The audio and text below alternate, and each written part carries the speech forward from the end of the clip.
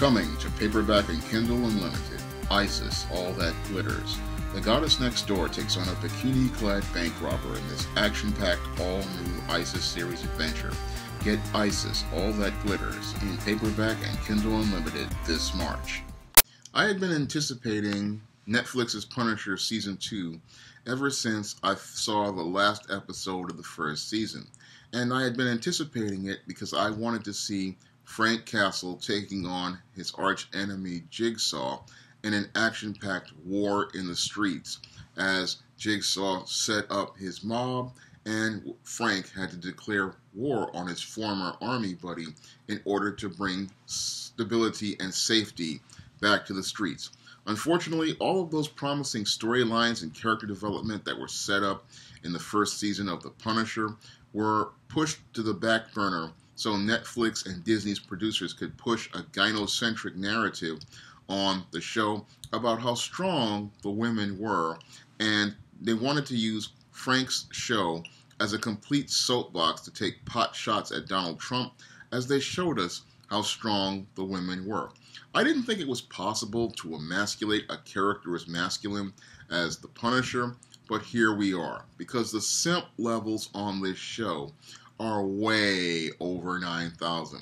Now, Punisher Season 2 runs completely off the rails within the first 5 minutes of the first episode. Now, after your Frank had been cleared by Agent Madani, he is now under a new alias as Pete Castiglione, and he's riding around on a road trip. Now, he decides to stop off in one of these roadhouse bars for a beer, and he runs into a very attractive woman at this roadhouse bar, and that's where we start to see Frank starting to act out of character, because we start to see Frank simping. And Frank levels reach the 5,000 level within the first 5 minutes of the show, because that's when he decides to play the white knight as another guy tries to hit on the attractive bar owner. Now, Frank manages to use a little bit of macking skills and hook up with this bar owner, and then after they hook up, he decides to drive her home. He finds out she's a single mom and she's got a son, and that's when he decides to take everyone out for pancakes, and that's when the show's levels go over 9,000 on the simp level, and that's when Shawn has to do this. Somebody please get Frank Castle a copy of my book, Stop Simping, Why Men Don't Need Finance to Get Romance, and get him a link to my blog, Why Real Men Avoid Single Mothers. When I saw your Frank Castle, one of the most masculine characters in the Marvel Universe, going out here simping, it just was one of those head-shaking moments, because Punisher Season 1 was filled with strong masculine characters, and it promoted healthy masculinity. And your Frank wasn't out here simping at all. In fact, he showed such great character that when he was with Microchip's wife,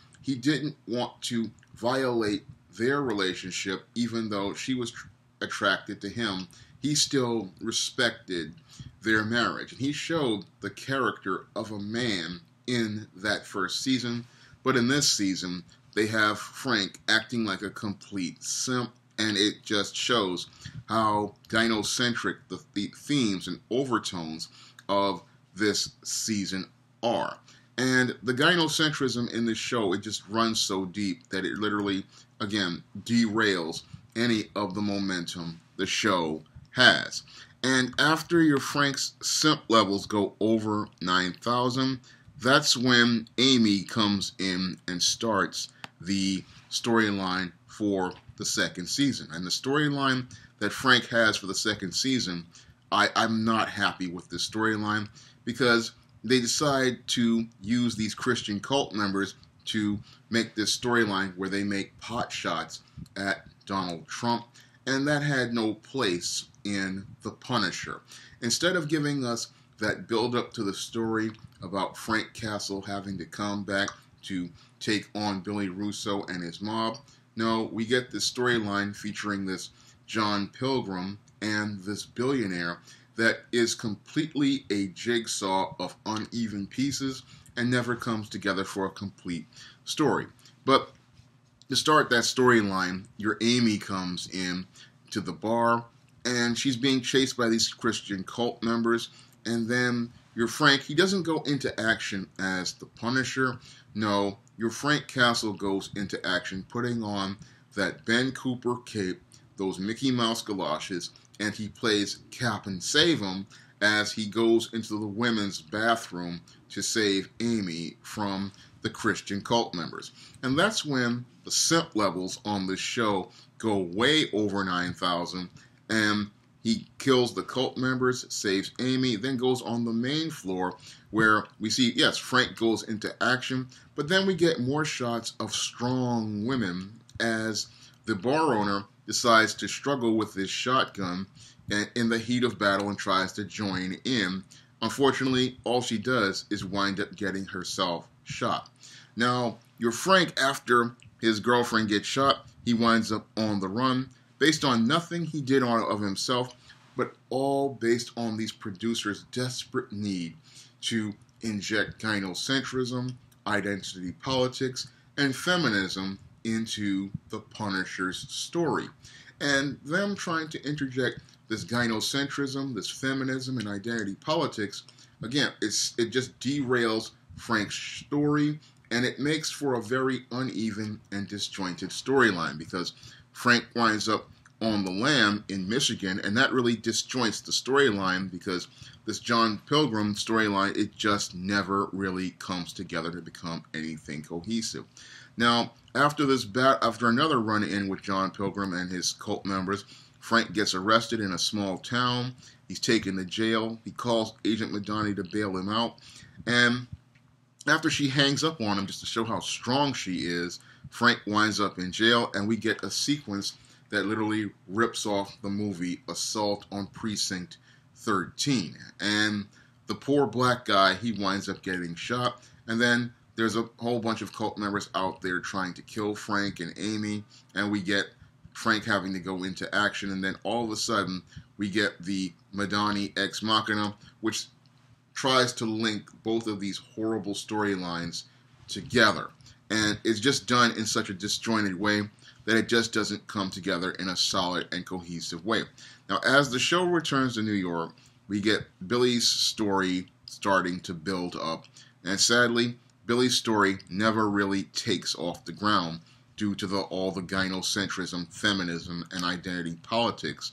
in Punisher Season 2. Instead of us getting that complex story about an incredibly handsome man coping with the loss of his looks and his career and starting down the dark road to becoming a crime boss, we get this shallow, predictable story about the crippled female psychiatrist who falls in love with her sociopath patient, and Agent Madani trying to reclaim a part of herself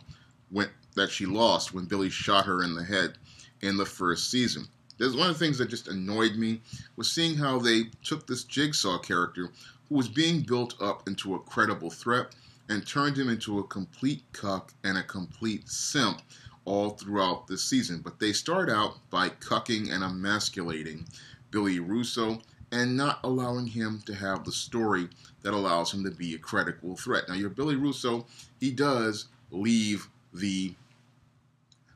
medical facility, but they never really give him the strong storyline he was supposed to have, because as I see it, a man with his type of military training and survival skills, he's supposed to be a top-notch soldier. He was a guy who could have gone out here and survived on his own, and he could have used his survival skills to build himself up as this crime boss, but instead your Netflix and your Disney didn't want us to see this man using his brilliant military training and his tactical training to go out here and build himself a criminal empire. No, we get this codependent relationship where this guy is living with this psychiatrist, and we get this, in contrast, Frank Castle living with Agent Madani for a couple of days or so, and this completely emasculates both of these characters. Now, when it comes down to military trained men, again, these are men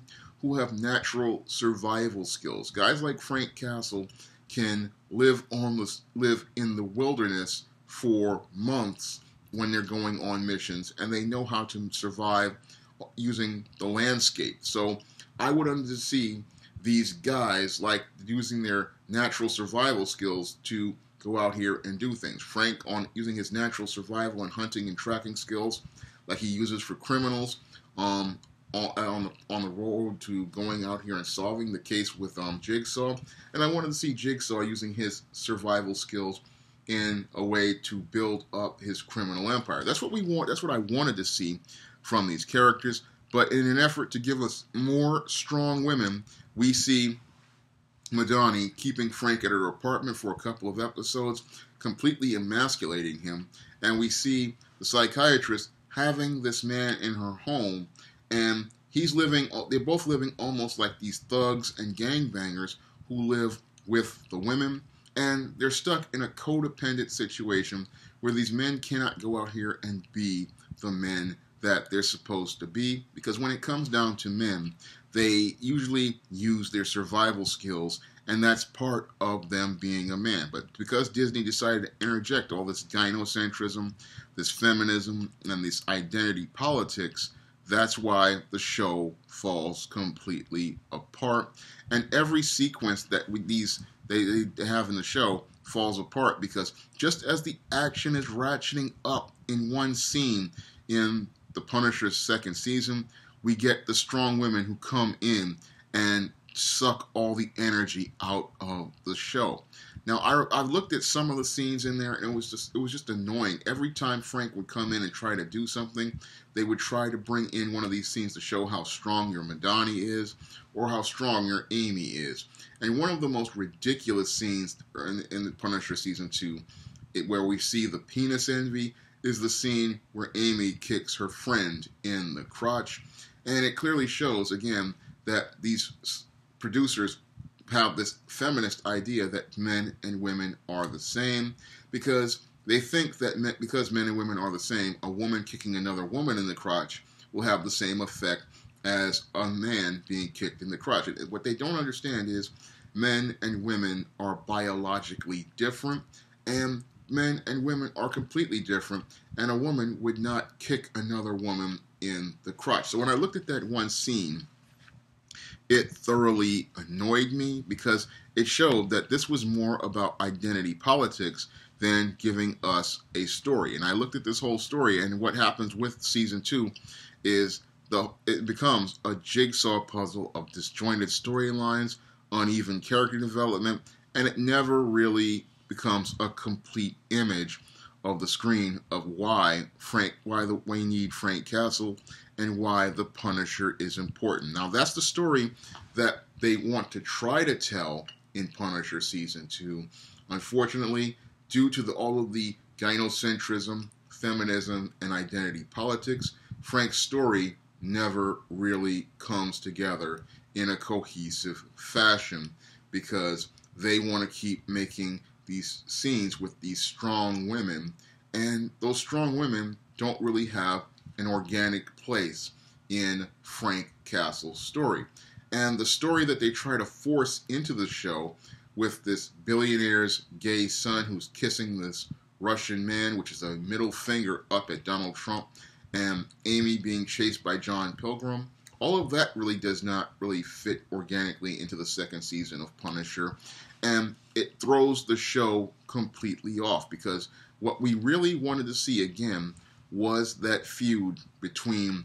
your Frank Castle and your Billy Russo, and sadly that storyline was pushed to the back burner, all because the producers wanted to use the show as this soapbox to take their shots at Donald Trump, take their shots at white Christians, and push their identity politics, where they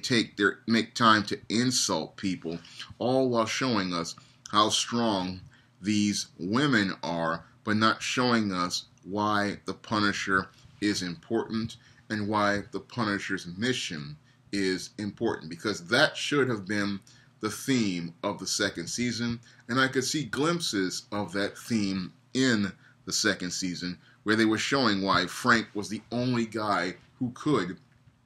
take down these cult members, why Frank was the only one who could deal with these criminals, because these criminals were above the law, they were beyond the law, and the people they were using to hurt people went beyond the standard police operating procedures and the operating procedures of law enforcement. And in the final scenes of the last episode, they showed why the Punisher was important in a small sequence where Madani is calling the Punisher, and she's saying to Frank that she needs him for a government mission, but he was saying he was already working because the work he was doing on the streets was far more important. Now, that should have been the core theme for the entire second season, because we saw glimpses of it. We saw it at the police station in that Assault from Precinct 13 ripoff scene, where the police just couldn't handle those cult members and Frank handled them almost easily. We saw it in numerous scenes, and that, again, should have been the theme for the show, but that whole storyline was completely buried,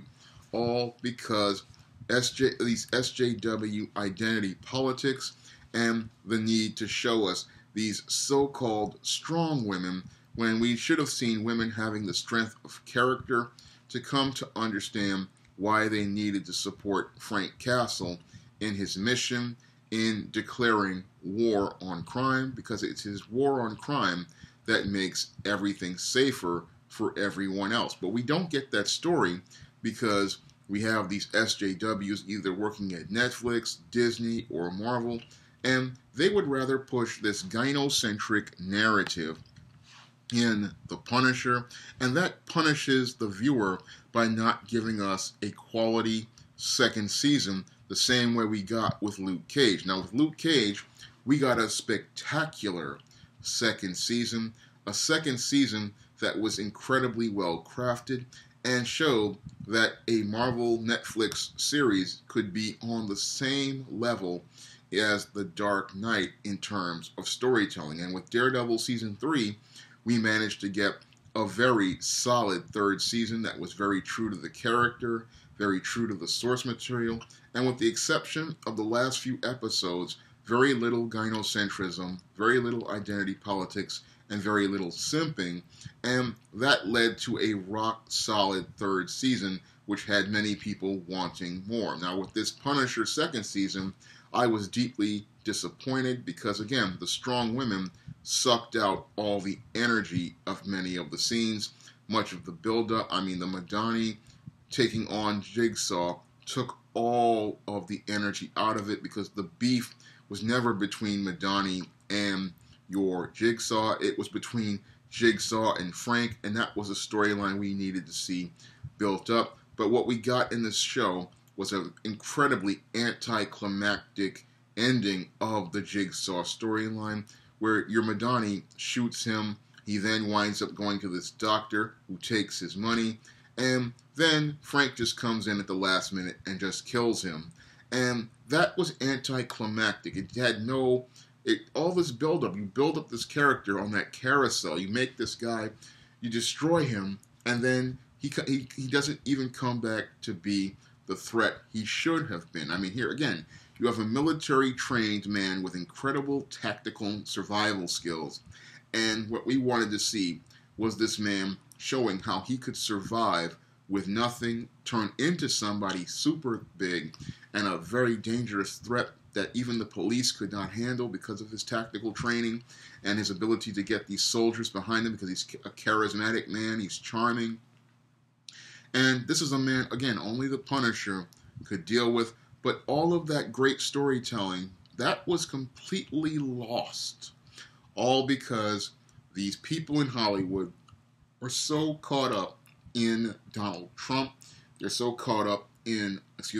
identity politics, they're caught up in social justice, and instead of understanding that the Punisher's brand of justice isn't social justice, it is the harshest form of justice because it deals with people who are above the law and beyond the law, and we don't get that because of all the social justice narratives in this show. Now, what I liked about the show was your action sequences, those were solid, and I like John Barenthal's portrayal of the Punisher. in spite of all of the bad writing, he manages to elevate these scripts to another level. He puts a level of humanity on the Punisher. He shows us that there is a man who cares about people. He shows us a loving and compassionate man in scenes with Amy and scenes with the bar owner and scenes with Madonna. He shows that he cares about people and that he's not just some ruthless killing machine, but he's doing this because he wants to protect those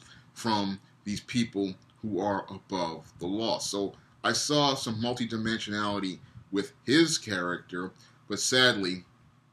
the multidimensionality he presents and the way he elevates the script, all of that sadly can't do much about the jumbled, disorganized storytelling because the producers were more in their feelings about Donald Trump than going out here and giving us a quality story, because that's what I wanted to see in Punisher Season 2. I wanted to see quality storytelling that was true to the source material, quality storytelling that was true to the character, and all of that was lost because these producers wanted to take the material of the Punisher and compromise it to meet their narrative and their need to push these strong women, and we didn't need that. What we needed was a quality story, because we could have had one of the best adaptations of the Punisher with Season 2, where we see this war on crime and why Frank Castle's war on crime is important, but we didn't get to see that because everybody was so caught up